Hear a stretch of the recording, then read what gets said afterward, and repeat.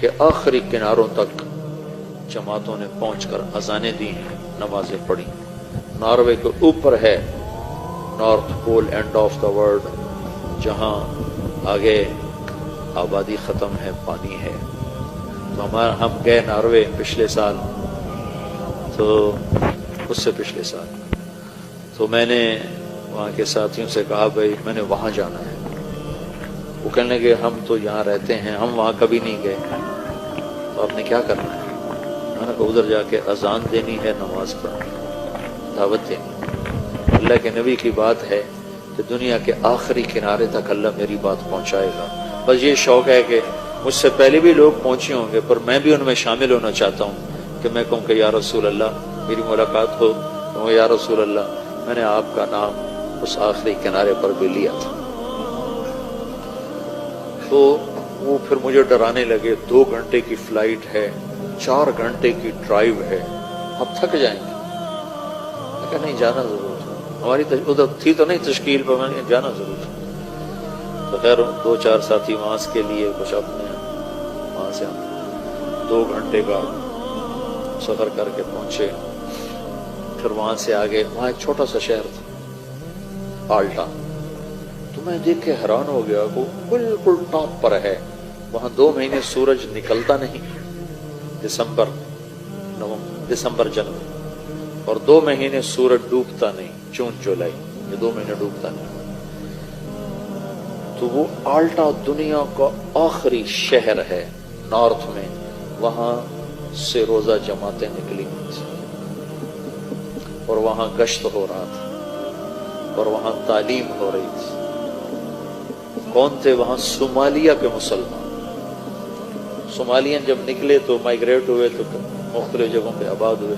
صومالیین مسلمان، انہوں نے وہاں مسجد بنائی بڑی خوبصورت چھوٹی سی، وہاں سے روزہ جماعت 3 دن کی جماعتیں نکل رہی تھیں، گشت ہو رہا تھا، تعلیم ہو رہی تھی۔ انہوں نے ہمیں گاڑیاں ہو رہی تھی، میرے سامنے بیٹھا، کیا تو میری سن، تو ادھر کیا دیکھ، تو یہاں ٹیچر بن کے بیٹھا ہے کہ میری سننے بیٹھا؟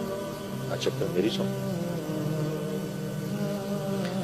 تو وہاں سے انہوں نے ہمیں اپنی گاڑیاں دی، تو ہم وہاں سے 4 گھنٹے مسلسل چلے، اور آخری کنارے پر ایک گاؤں ہے چھوٹا سا، جس کی 1,500-2 ہزار آبادی۔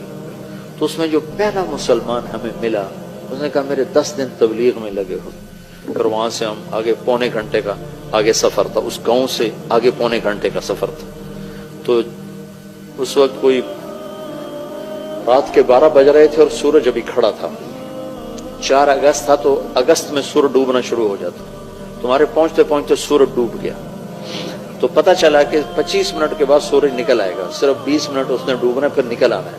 تو 20 منٹ میں ہم نے مغرب بھی پڑھنی ہے، عشاء بھی پڑھنی ہے، فجر بھی پڑھنی ہے، تینوں نمازیں پڑھنی۔ وہ ٹائم ہی تھوڑا، اتنی 20 منٹ کی رات تھی، پہلے تو سورج چل رہا تھا، ہم پہنچے تو سورج ڈوب گیا۔ اب وہاں سے پتہ چلا، وہ جو ہمارے ساتھ تھا، وہ جس کے 10 دن لگے تھے، کہ یہ 20-25 منٹ بعد سورج باہر نکل آئے گا۔ تو خیر اتنی شدید ٹھنڈ اور سرد ہوا، میں نے ایک مفلر سا لپیٹا اور گاڑی سے نکل کے دوڑ لگائی۔ وہ سمندر کے کنارے اوپر بڑی ہیبت ناک چٹانیں 2 جگہ دیکھ کر میں مبہوت ہوا زندگی، ایک ہمالیہ پہاڑ کو دیکھ کر، اور ایک وہ آخری کنارہ دیکھ کر۔ ساری دنیا پھری، پر ہیبت جو طاری ہوئی 2 جگہ۔ جا رہے تھے ہم کھٹمنڈو سے ڈھاکہ، تو کیپٹن نے اعلان کیا کہ آج سب آپ لوگ بڑے خوش قسمت ہیں، ہمالیہ پہاڑ پورے سال میں صرف 10 دن کے لیے چوٹی ننگی کرتا ہے، سارا سال یہ بادلوں سے ڈھکا رہتا ہے، 10 دن اکٹھے نہیں ہوتے، کبھی 1 دن، کبھی مہینے کے بعد 1 دن، کبھی 2 مہینے کے بعد 1 دن، ایسے۔ تو کہ وہ سال میں صرف 10 دن کے لیے ننگا ہوتا ہے۔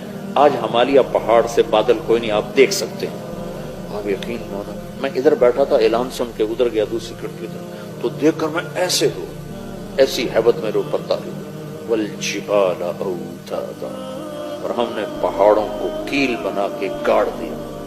اس دن مجھے پتہ چلا کہ جس کے کیل اتنے بڑے ہیں وہ خود کتنا بڑا ہوگا۔ اور ایک وہ آخری کنارہ دیکھ کر میرے اوپر ہیبت طاری ہوگی۔ میں نے اذان دی زور سے، ہوا سرد، پھر ایک چھوٹا سا وہاں انہوں نے ہال بنایا تھا گرم، اس میں وہ ٹورسٹ آ کے بیٹھ جاتے تھے، وہاں آ کر جلدی سے چادریں بچھائیں اور پہلے مغرب کی نماز پڑھی۔ نماز پڑھ کے سنتیں نہیں پڑھی کہ ڈر لگ رہا تھا کہ سورج نہ نکلا، پھر ساتھ ہی عشاء کی نماز پڑھی، عشاء کی نماز پڑھنے کے ساتھ ہی پھر فجر کی اذان دی اور 2 سنتیں پڑھ کر پھر فجر کی نماز پڑھی۔ پھر میں نے بیان کیا، میں نے کہا اللہ سارے کام پورے ہو گئے، تیرے نبی کا پیغام ان ہواؤں نے سن لیا، لوگوں کو تو ہم سنا نہیں سکتے، ان